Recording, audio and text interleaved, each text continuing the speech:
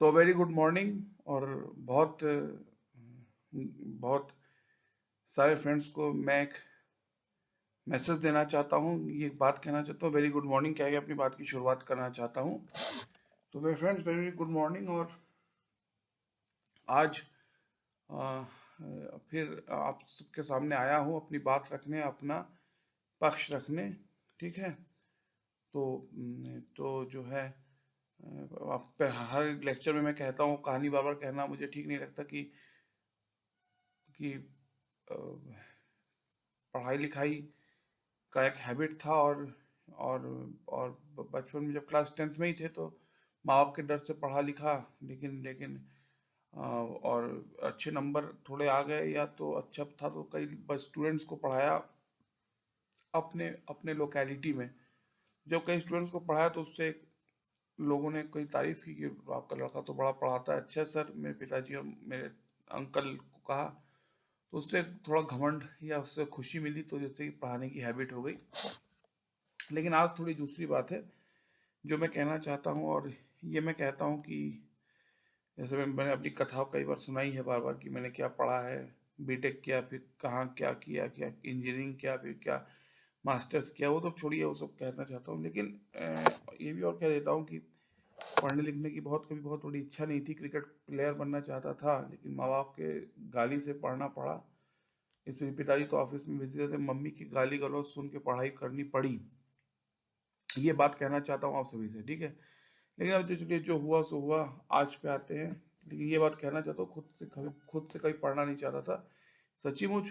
घर वालों की गाली गलौज, स्पेशली कहीं मदर का ये सुनने के बाद, माँ के कठोर शब्द सुनने के बाद मैंने पढ़ाई लिखाई करनी पड़ी, वरना मैं कभी खुद से इच्छा नहीं थी मैं कोई पढ़ाई लिखाई करूँ। लेकिन आप समझ में आता है कि जैसा आप जानते हैं कि विद्या परमो धर्मा, ठीक है, या न भातृभाज्यम न बाहरकारी वै कृते वर्धते नित्यम विद्या धर्म सर्वधर्म प्रधानम। ठीक है। तो मैंने तो स्पेसिफिकली आईटी फील्ड की पढ़ाई की है, या कंप्यूटर साइंस की फील्ड की पढ़ाई की है। तब पता नहीं था आईटी फील्ड क्या है, क्योंकि इंटर में साइंस था। उसके बाद मैं इंजीनियरिंग पढ़ना चाहते थे, ये भी नहीं पता था किस ग्रुप से पढ़ना चाहिए। तो कई जो उसमें विद्वान लोग थे, उन्होंने कहा कंप्यूटर साइंस से पढ़ो, उसमें जॉब अपॉर्चुनिटी है, इसीलिए पढ़ना पड़ा। मुझे पता नहीं था एक्चुअली किस चीज़ को लेकर पढ़ना है, ठीक है। लेकिन आज जिस बात पे आ रहे, बहुत ही अलग बात है, और आप सबको बहुत ही अवाक होंगे, बहुत ही आप लोग बहुत ही जो है बहुत ज़्यादा जो है आश्चर्यपूर्वक हमारी मेरे इस लेक्चर को सुनेंगे। देखिए, आज तक सारे लेक्चर्स में आपको बता देता हूँ। कल ही एक लेक्चर दिया था कि how to define computer science and engineering. फिर कई लेक्चर दिए हैं पहले। उसके पहले दिया था history of Indian freedom struggle, Mahatma Gandhi के ऊपर दिया है। फिर आपका मैथमेटिक्स के किसी टॉपिक पे दिया है। आज बहुत ही अलग टॉपिक है। आप कहेंगे कि धर्म है क्या, धर्म से या अध्यात्म से? नहीं, धर्म अध्यात्म से तो नहीं, लेकिन एक ऐसा टॉपिक है जिसको कि आप भारतीयता से, इंडियननेस से जोड़ सकते हो। और धर्म का अर्थ सिर्फ और सिर्फ रिलीजियन इन टर्म नहीं। अगर इंडियन लाइफ इंडियन एक इंडियन समाज के हिसाब से देखें, तो धर्म का अर्थ आपके एजुकेशन से भी है। जैसे भारत शब्द है, भारत शब्द का जो अर्थ है, ये बहुत ही अगर आप डिटेल करें, भा का अर्थ होता है ज्ञान का प्रकाश, और रथ का अर्थ होता है उस पर चलना, तो इसे भारत शब्द आया है। ठीक है। ये है आज भारत शब्द का एक और भी बड़ा एग्जाम्पल मैं आपको दूंगा, लेकिन अभी कुछ देर बाद। ठीक है। तो आज जो मैं कहने जा रहा हूँ, तो मैंने आपसे बताया कि कंप्यूटर साइंस क्या है, मैं उसको लेके पढ़ा, या भारत का आज़ादी का मूवमेंट, या पार्टीशन ऑफ इंडिया, या तीसरा क्या है जो है,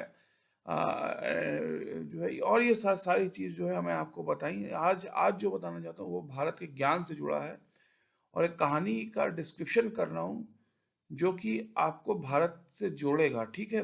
और वो कहानी लिखी है महान लेखक श्री कालिदास जी ने लिखा है। महान great great visionary and great great great person of Indian history, that is mister Shri Kalidas जी।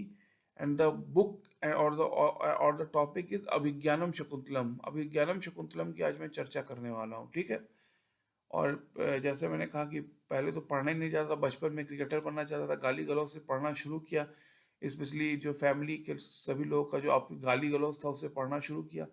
लेकिन जब पढ़ने के फील्ड में आया तो अब एक समय एक लगता है कि मनुष्य का जो तृप्ति है, मनुष्य के मन की जो सेटिस्फैक्शन है, वो एजुकेशन ही प्रोवाइड कर सकता है, शायद ये लगा। ठीक है, तो चलिए कंप्यूटर साइंस और ये तो अब लोग मनी के लिए, पैसे के लिए पढ़ते हैं, वो कोई बुरा नहीं है, लेकिन ज्ञान जो असली नॉलेज का बात है वो भी बहुत इंपॉर्टेंट। तो आज का नाम है अभिज्ञानम शकुंतलम। तो शुरू होती है कहानी, फंडामेंटल कहानी शुरू होती है। एक महर्षि है और उनका नाम है विश्वामित्र। मैं आपको बताता हूँ, परशुराम एक ऋषि थे, एक ऋषि विश्वामित्र। परशुराम एक ब्राह्मण थे, ब्राह्मण फैमिली से थे, लेकिन उनमें क्षत्रिय का कैरेक्टर था।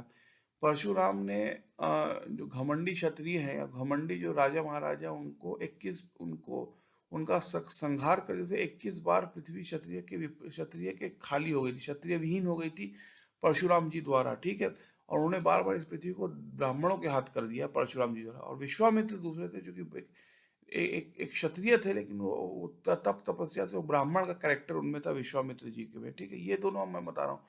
तो इसलिए होता क्या है कि विश्वामित्र जी बहुत बड़ी तपस्या में बैठते हैं। ठीक है, और जब बहुत बड़ी तपस्या में बैठते तो देवताओं को पता चल जाता, तो वो अपने डिफरेंट टाइप के चीज, डिफरेंट टाइप के जो जो जो ऑब्स्ट्रक्शनिज्म या ऑब्स्ट्रक्शंस क्रिएट करते हैं विश्वामित्र जी को रोकने के लिए। तो होता नहीं, तो वो कई परियों को भेजते। एक का नाम मेनका होता है, वो विश्वामित्र जी का तपस्या भंग करने के लिए अवतरित होती हैं, या she was send to break the tapasya of Vishwamitra. Menaka नाम था उनका। तो विश्वामित्र महान तपस्या करते करते अपना तपस्या तपस्या से उनका उनका तपस्या जो है टूट जाता है, और वो मेनका के साथ उनका विवाह होता है। ठीक है, मैं बहुत डिटेल में बता सकता हूँ, लेकिन बहुत ही मैं आज जल्दी जल्दी बता रहा हूँ, क्योंकि आपको सबको सबने कहा है कि वो, तो विश्वामित्र जो है वो उनका तपस्या भंग हो जाता है और वो मेनका से विवाह कर लेते हैं। ठीक है, मतलब जो जो देवता या इंद्रदेव जो है, और जो देवता सही सभी लोगों की चिंता थी कि विश्वामित्र इतनी तपस्या करेगा तो महान शक्तिशाली बन जाएगा। तो वो तपस्या मेनका द्वारा तोड़ दी जाती है, और जो है विश्वामित्र जी का मेनका से विवाह हो जाता है। उनकी एक पुत्री जन्म लेती है जिसका नाम शकुंतला होता है। ठीक है, ये सबसे इम्पोर्टेंट चीज़ है शकुंतला। ठीक है, तो शकुंतला तो फिर शकुंतला और मेनका जो है उनका विश्वामित्र और मेनका की जो जो विवाह है उसके द्वारा शकुंतला का जन्म होता है। ठीक है, लेकिन शकुंतला जी का बचपना, मतलब जिसको हम कहते हैं कि बालिकत्व बीतता है, और एक वो धीरे धीरे उनका जो आयु है वो बढ़ता चला जाता है। ठीक है, तो एक बार क्या होता है कि उस वन में एक बार एक महाराजा है, दुष्यंत नाम है उसका। ठीक है, दुष्यंत आते हैं। एक तो दुष्यंत, ये मैं संक्षेप में कह रहा हूँ, मैं अब बहुत डिटेल में बता सकता हूँ, लेकिन मैं कहता हूँ ना, हर लेक्चर को आधे घंटे में खत्म करने की मेरी, या उससे भी जल्दी खत्म करने की मेरी है। तो ये एक ग्लिम्स में आपको अभिज्ञानम शकुंतलम समझा रहा हूँ।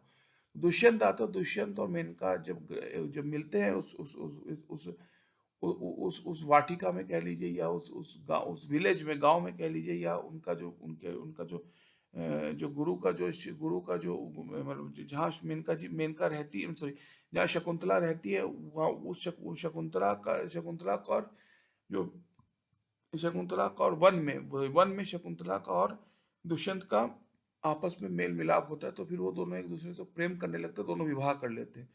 और विवाह करने के बाद जो है दुष्यंत जो है वो शकुंतला से विवाह होता है, कुछ समय बाद वो अपने अपने राज्य वापस चले जाते हैं, दुष्यंत महाराज। ठीक है, तो यह तो इसके भी शकुंतला जो है उससे बहुत अब दुष्यंत को बहुत ही प्रेम होता है दोनों में अमर प्रेम कह लीजिए, अखंड प्रेम एक तरह से होता है। और शकुंतला हर समय दुष्यंत के विचारों में ही खोई रहती है, या दुष्यंत के ख्यालों में ही शकुंतला का जो जीवन बीतता रहता है। ठीक है, या उनका जो मस्तिष्क है वो हर समय दुष्यंत का नाम ही लेता है, या दुष्यंत के नाम पे ही उनका उनका जीवन बीतता रहता है, शकुंतला का। हाँ, तो होता क्या है, एक दिन महा ब्रह्म ऋषि है, कहते हैं उसको दुर्वासा मुनि, ब्रह्म ऋषि है। तो वो एक दिन आते हैं उस वन में, और वो कहते हैं कि वो एक्चुअली शकुंतला को देखते हैं, और वो शकुंतला से कुछ प्रश्न पूछना चाहते हो। ऋषि थे वो, किसी किसी दूसरे ऋषि का जो है उनके विषय में शकुंतला से पूछते हैं कि हे पुत्री पुत्री तुम बताओ बताओ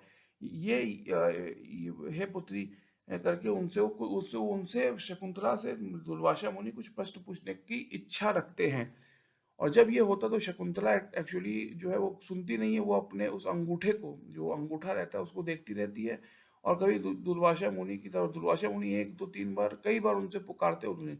दुर्वासा मुनि बहुत क्रोधी थे, कुछ मुनियों में बहुत क्रोध, तो दुर्वासा मुनि जो है क्रोध में शकुंतला को श्राप दे देते हैं कि तुम जिस जिस व्यक्ति के लिए इतनी चिंता कर रही हो, इतने प्रेम में तुम आसक्त हो, जिसके कारण तुम मुझे देखना भी नहीं चाहती, उस व्यक्ति के जो है उस व्यक्ति की के समक्ष तुम एक दिन तुम्हारा तुम्हारा जो तुम्हारी वर्तमान तुम जो है भूल जाओगी तुम मीन्स दुर्वासा मुनि इतने क्रोधित होते हैं कि वो शकुंतला को श्राप देते हैं कि तुम जिस व्यक्ति के प्रति आसक्त होकर हो, जिसकी चिंतन कर रही हो, वो व्यक्ति एक दिन तुम्हें भूल जाएगा और तो उसके उसके उसके मन से तुम्हारा अस्तित्व खत्म हो जाएगा या तुम्हारा अस्तित्व दूर हो जाएगा। ठीक है, ये शकुंतला को श्राप दे देते जो आपके दुर्वासा मुनि। लेकिन जैसे ही होता तो ऐसे होता तो शायद जितना मेरी स्टडी कहती कि उसके कई मित्र मित्र जो शकुंतला के होते वो आते कि हे मुनिवर आपने क्या किया, तो मुनिवर को क्रोध बहुत आ जाता है। दुर्वासा मुनि एक्चुअली क्रोधित बहुत जल्दी हो जाते थे। तो दुर्वासा मुनि को फिर समझ में आता तो उन्होंने वो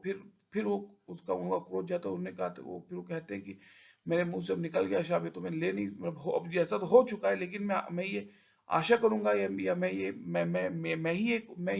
प्रयास करूंगा कि तुम्हारे जीवन में तुम्हारे जो प्रेमी हैं उनसे तुम्हारा मिलन हो और मेरे श्राप की जो की का जो हल है या उसका जो सॉल्यूशन है वो हो सके और तुम्हारे जीवन में क्षति ना पहुंचे।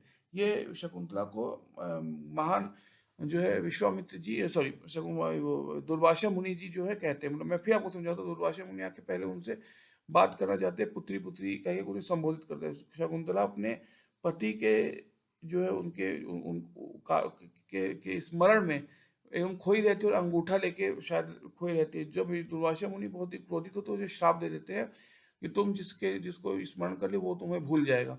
तब उनके मित्र लोग आते हैं तो दुर्वासा मुनि को लगता है कि मैंने बहुत कठोर वक्त बोल दिया उसने, वो फिर जो है कहते हैं कि मैं प्रयास करूंगा कि तुम्हारा ये श्राप जो है बहुत ही कम तौर मतलब बहुत ही ये तुम्हें जीवन में बहुत ज्यादा क्षति ना पहुंचाए। तो ये होता है। तो फिर दुर्वासा मुनि तो क्या होता है फिर वो महाराज दुष्यंत उनको भूल जाते हैं शकुंतला को।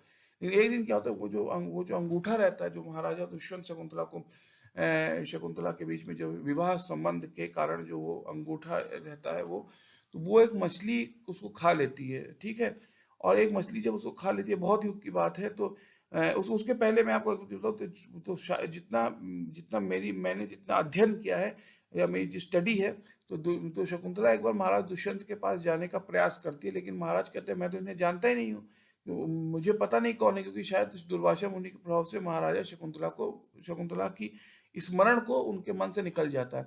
तो उसके बाद जब ये ऐसा होता तो जो उन लोग का विवाह का कार्यक्रम हुआ था उसका जो अंगूठा था वो जो है एक मछली खा लेती है। और वो मतलब फिर आप समझिए कि जब शकुंतला जाती है महाराज के पास, प्रयास करती है उनके पास जाने का, तो महाराज कहते हैं कि मुझे कोई स्मरण नहीं है। दुष्यंत जो है शकुंतला को भूल जाते हैं क्योंकि दुर्वासा मुनि ने शकुंतला को श्राप दिया होता है। फिर जो अंगूठी होती है वो एक मछली जो है खा लेती है, जो अंगूठी उन दोनों के विवाह का एक चिन्ह है। ठीक है, एक साइन है। तो और एक मछुआरा उस मछली को पकड़ता है, उसको उसको जब काटा जाता है मछली को, तो तब दुष्यंत के पास ये अंगूठा पहुंचता है। और तब दुष्यंत को याद आता है कि ये हाँ मैं मेरी प्रेमिका थी और मैंने उससे विवाह किया था। तब दुष्यंत उस वन की तरफ जाता है, तो एक बच्चा उसको रास्ते में मिलता है। उस वन में वो बच्चा जो है शेर के साथ खेलता है। तो दुष्यंत बड़ा ही मतलब देख के वो उसको उनको कंफ्यूजन होती है, उनको पता नहीं मैं करूँ क्या क्या। एक छोटा बच्चा शेर के साथ कैसे खेल सकता है, जिसको हम शेर कहते हैं, जिसको हम लायन कहते हैं, उसके साथ एक बच्चा खेलता रहता है। तो मैंने वो पूछते हैं कि ये कौन बालक है, ये बच्चा, इस बच्चे का नाम क्या है, तो इसका नाम भरत है। और वो देखता है भरत जो है वो जंगल में शेरों के साथ खेल रहा है। तो उसके साथ पहुंचते जाता है, तो उसको फिर शकुंतला के यहाँ पहुंचता है, तो पता चलता है कि शकुंतला का ही पुत्र है भरत। तो तब वो बहुत ही मतलब वो दुखी हो जाते हैं, वो सॉरी कहते हैं कि मैं भूल गया। और क्योंकि दुर्वासा मुनि का श्राप था, और फिर वो जो है फिर वो जो है शकुंतला और दुष्यंत का मिलन होता है, और भरत उनके पुत्र थे। और भरत जो है वो जो शेर है, वो जो लायन है, सिंह है, उसके साथ भरत जो है खेलते थे बचपन में, जब छोटे बच्चे थे। तो ये फिर भरत बहुत बड़े राजा बनते हैं। और भरत वंशियों का बहुत बड़ा इतिहास है हमारे माइथोलॉजी, जो शब्द ना करे, हमारा जो जो हमारे जो जो भारत का इतिहास है, या भारत का जो पौराणिक इतिहास है, उसमें भरत वंशियों का बहुत बड़ा रोल है। ठीक है, तो मैंने एक तो आपसे कहा भारत का शब्द का मतलब, भा का मतलब ज्ञान, और रथ का मतलब उस पर चलना, ये है। लेकिन ये भी एक बात है कि जो शकुंतला के पुत्र थे, जिनका नाम भरत था, जो कि जो कि लायंस के साथ, शेर के साथ खेलते थे, और उनके पिता जब आए दुष्यंत, तो उसने उसको कहा कि मतलब उसने बोला ये बच्चा कौन है, बाघ के शेरों के साथ खेलता है, लायंस के साथ। तो सब तब उन्हें पता शकुंतला के पुत्र है, और उनको और शकुंतला का प्रेम विवाह हुआ था, जो कि वो भूल गए थे दुर्वासा मुनि, जो महा ऋषि थे, उनके श्राप के कारण। तो ये है पूरा अभिज्ञानम शकुंतलम, जो मैंने आपको 17 मिनट में कही, क्योंकि मेरे मित्रों ने कहा है कि प्रियेश, इतना समय मत लिया करो, हल्के में समझाया करो कुछ चीज़ों को, क्योंकि बहुत समय लेते हो तो लोगों का जो है इंटरेस्ट खत्म हो जाता है। तो मैंने उनकी आज बात सुनी, और अभिज्ञानम शकुंतलम, जो कि कालिदास जी जैसे महान व्यक्ति ने लिखा, उस चीज़ को मैंने समझा। इसके मुख्य, मैं एक बात नटशेल में बोलता हूँ, इसके मुख्य पात्र है विश्वामित्र, जो कि एक क्षत्रिय थे, लेकिन वे ब्राह्मण का चरित्र था। ठीक है, और विश्वामित्र जब तपस्या करे, तो मेनका से उनका विवाह हुआ। मेनका द्वारा जब उनका तपस्या टूटा, तो विवाह हुआ। और फिर मेनका उनकी पुत्री थी शकुंतला। शकुंतला एक राजा जिसका नाम दुष्यंत था, उससे प्रेम कर बैठती है, दोनों का विवाह होता है। और दोनों, जो शकुंतला एक दिन अपने अपने पति के बारे में स्वप्न में सोचती रहती है, तभी दुर्वासा मुनि आते हैं, और शकुंतला को श्राप देते कि मैंने तुझे इतना बुलाया, तुमने मुझे सुना नहीं। तब बाद में उन्हें, दुर्वासा मुनि को उनकी मित्र बताती कि आपने क्या किया हे मुनिवर। तो वो कहते ठीक है, मैं प्रयत्न करूंगा कि तुम्हारा श्राप जो है, उसका उसका जो है किसी तरीके से तुम्हारा श्राप जो है तुम पे इतना भारी ना पड़े। और फिर उनका पुत्र होता है भरत, और भरत को देखने एक दिन आते हैं दुष्यंत, तो वो देखते हैं एक बच्चा शेर के साथ खेल रहा है। तो वो फिर जानते हैं शकुंतला और मेरा पुत्र है। और तब भरत वंशी बहुत बड़ा सम्राट सम्राट बनता है भारतीय इतिहास में। तो ये था विज्ञानम शकुंतलम। मैं आशा करता हूँ आप लोग को अच्छा लगा होगा, और धन्यवाद धन्यवाद धन्यवाद। और प्लीज़ मुझे आशीर्वाद दीजिए कि मैं जीवन में एकेडमिक्स या एजुकेशन के पथ पे चलता रहूं, और पूर्ण रूप से, चाहे वो किसी भी रूप में है, चाहे कंप्यूटर साइंस एंड इंजीनियरिंग हो, चाहे कोई भी और फॉर्म हो, या चाहे वो भारत की परंपरा हो, कुछ भी हो, या भारत की वर्णना हो, या जो है वो साइंटिफिक स्टडी ऑफ फिजिक्स हो, केमिस्ट्री हो, मैथ हो, या कुछ भी हो। ये मैं आपसे कहता हूँ, या ये प्रियेश होने के नाते मैं आप सबका आशीर्वाद चाहता हूँ, आप सबका शुभकामनाएं चाहता हूँ। धन्यवाद।